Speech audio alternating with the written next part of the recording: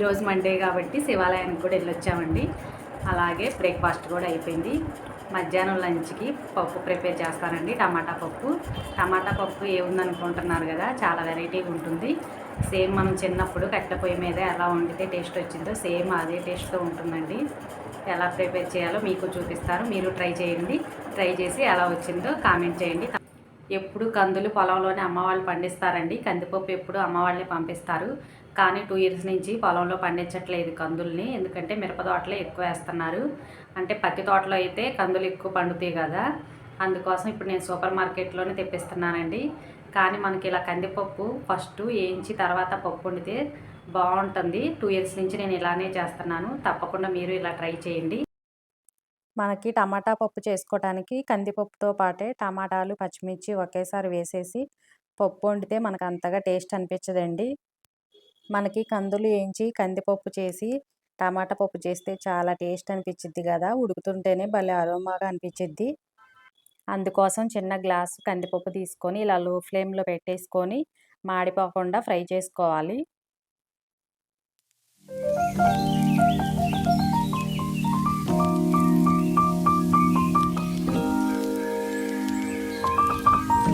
ఇలా లైట్గా ఫ్రై చేసుకున్న తర్వాత పూర్తిగా చల్లారనిచ్చి మనం 2-3 సార్లు కడగాలండి. చూసారు కదా, అక్కడక్కడ కొంచెం మాడినట్టు అనిపించింది కదా, అలా పూర్తిగా మాడిపోకుండా లైట్గా ఫ్రై చేసుకోవాలి. పొడి పొడిగా వచ్చేంత వరకు ఫ్రై చేసుకొని పూర్తిగా చల్లారిపోయిన తర్వాత మనం కుక్కర్లో వేసి 2-3 సార్లు వాష్ చేయాలి. ఇలా ఫ్రై చేస్తూ ఉంటేనే మనకి మంచి అరోమా వచ్చిద్ది. ఇలా 2-3 సార్లు వాష్ చేసిన తర్వాత కొంచెం వాటర్ వేసి పావు టీ స్పూన్ వరకు పసుపు వేసుకొని 2-3 విజిల్స్ వస్తే ఈ పప్పు ఉడకదండి. మనం లైట్గా ఫ్రై చేసాం కదా, అందుకోసం 5 విజిల్స్ వరకు రానివ్వండి.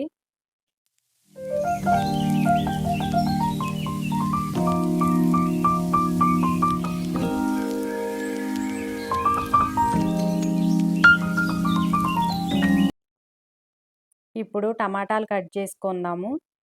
మనకి ఫంక్షన్లో ఉండే సేమ్ టేస్ట్ పప్పుతో చేయాలంటే ఇలా టమాటాలు కట్ చేసుకొని తాలింపులో వేసుకోవాలండి. డైరెక్ట్గా పప్పులో వేసుకోకూడదు. పప్పు 5 విజిల్స్ వచ్చిన తర్వాత అది చల్లారిపోయేలోపు మనం తాలింపు వేసుకుందాము. 2-3 స్పూన్ల వరకు ఆయిల్ వేసుకొని 1 టీ స్పూన్ వరకు జీలకర్ర, అలాగే ఆవాలు వేసుకొని కొంచెం చిటపట అన్న తర్వాత ఎండుమిర్చి వేసుకోండి. ఎక్కువ ఎండుమిర్చి అలాగే 10 వెల్లుల్లిపాయలు దంచి వేసుకోండి. ఎందుకంటే మనకి పప్పు స్పైసీగా ఉంటుంది. టమాటా పప్పుకి ఎప్పుడైనా రెడ్ చిల్లీ పౌడర్ ఎక్కువ వేసుకోవటం కన్నా ఇలా ఎండుమిర్చి, వెల్లుల్లిపాయలు ఎక్కువ వేసుకుంటే ఘాటు అనేది బాగుండిద్ది. అలాగే కొంచెం ఇంగు వేసుకోండి. పప్పుకి ఏ పప్పుకైనా ఇంగు అనేది మెయిన్ కదా, బాగుండిద్ది. అలాగే కట్ చేసి పెట్టుకున్న చిన్న ఆనియన్స్ కూడా వేసుకోండి. ఆనియన్స్ కూడా కొంచెం ఫ్రై అయిపోయిన తర్వాత కట్ చేసి పెట్టుకున్న పచ్చిమిర్చి వేసుకోండి. పచ్చిమిర్చి అలాగే ఆనియన్స్ ఈ ఆయిల్లో ఫ్రై అవ్వాలి.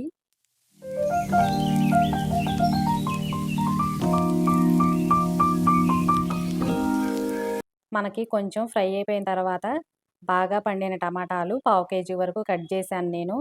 పావు కేజీ టమాటా వేసుకోండి. వేసుకొని లో ఫ్లేమ్లో పెట్టేసుకుంటే టమాటా అనేది పూర్తిగా మగ్గిపోవాలి.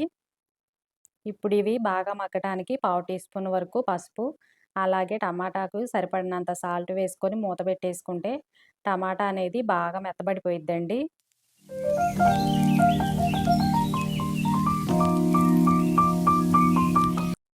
ఇలా మూత పెట్టేసుకోండి. ఒకసారి కంపల్సరీగా ఇలా ట్రై చేయండి. టమాటా పప్పు వేరే లెవెల్‌లో ఉంటుంది టేస్టు. ఇప్పుడు మనకి విజిల్ పోయిన తర్వాత కందిపప్పు, పప్పు గుత్తుంటే ఒకసారి ఇలా కలపండి. పప్పు గుత్తితో పప్పు అనేది ఇలా కలిపితే కొంచెం బాగుండిద్ది. మరీ మిక్సీ వేస్తే మెత్తగా ఉంటుంది. పప్పు ఎప్పుడైనా మరీ మెత్తగా కాకుండా కొంచెం పలుకులుగా ఉంటే బాగుండిద్ది.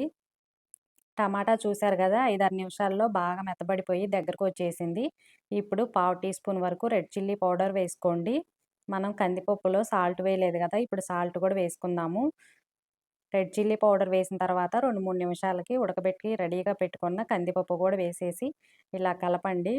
మనకి సేమ్ ఫంక్షన్లో ఉండే టమాటా పప్పు టేస్ట్ వస్తుందండి. ఒకసారి కంపల్సరీగా ఇలా ట్రై చేయండి. ఇన్నిసార్లు ఎందుకు చెప్తున్నానంటే అంత బాగుండిద్దండి.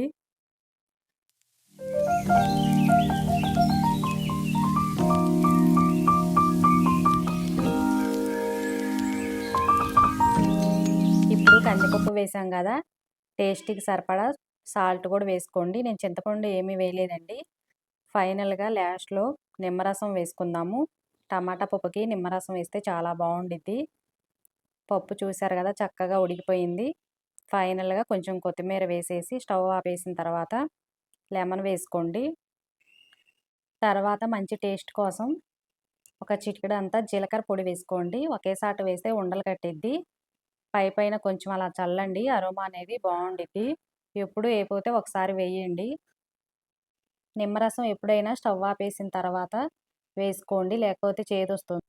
నా చిన్నప్పుడు టమాటా పప్పు గాని, ఆకుకూర పప్పు ఏ పప్పు వండటానికైనా పెద్ద టాస్క్ అండి. ఎందుకంటే పప్పు ఉడకడానికి కట్టెల పొయ్యి మీద చాలా టైం పట్టేది. పప్పు ఉడికేలోపు ఇంటి ముందు ముగ్గు వేసుకొని, గిన్నెలు కడిగేసుకొని, అన్నం గూడా వండేసుకునేవాళ్ళండి. అంతసేపు పట్టేది. ఇప్పుడు మనకి కుక్కర్స్ వచ్చిన కాడి నుంచి స్టవ్వు ఉండబట్టి చాలా ఈజీగా అయిపోతుంది. తర్వాత మాస్టర్‌కి అన్నం వడ్డించానండి. పప్పు టేస్ట్ చాలా బావుందన్నారు. కొంచెం నెయ్యి వేసుకొని తిన్నారు. మా బాబైతే వీడియోలో కనిపించనన్నాడండి. ఈ వ్లాగ్ నచ్చితే లైక్ చేయండి. అలాగే మా ఛానల్‌ని కొత్తగా చూస్తుంటే సబ్స్క్రైబ్ చేసుకోండి. కంపల్సరీగా ఓసారి టమాటా పప్పు ఇలా ట్రై చేసి ఎలా వచ్చిందో కామెంట్ చేయండి.